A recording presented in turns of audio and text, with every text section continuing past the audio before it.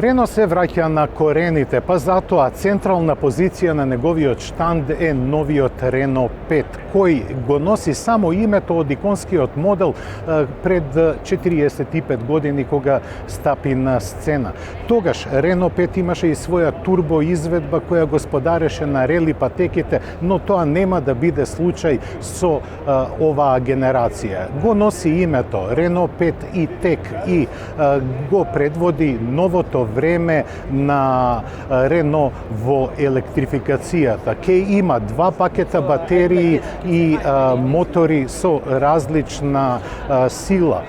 Ке има и дериват на Алпина, наречен А290, но за тоа по тоа. Секако дека Рено 5 ке понуди автономија поголема од 400 км, а во следниот прилог нешто повеќе за техничките детали.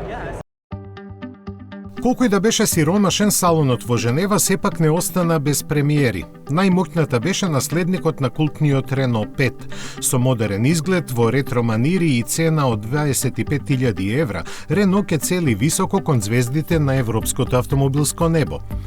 Повратникот во субкомпактната класа плени со сиот свој шарм. За пофалба е што дизајнот скоро во целост е задржан од концептниот модел покажан пред 3 години.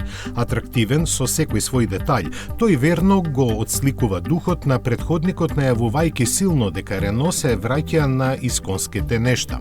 Должината од 3,9 метри го сместува малку под Клио, а електричната архитектура со рамен под му подарува сосема пристоен внатрешен простор.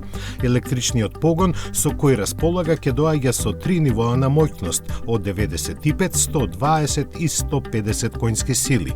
Послабите верзии ќе имаат пакет батерии од 40, а топ моделот од 52 киловат-часа, доволни за поминување 300, односно 400 километри.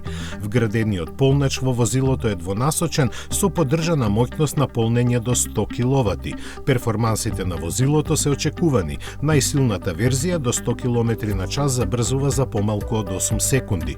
Дефинитивно, Рено има направено зрел електричен автомобил кој магепсува не само со изгледот. Ке се произведува во Франција, а на улиците ке се појави есенва.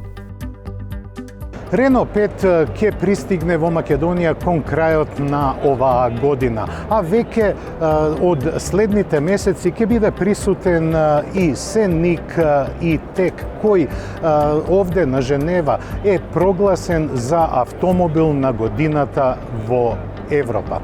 Македонската премиера ја очекуваме наскоро, а ние продолжуваме со рапортот од Женева.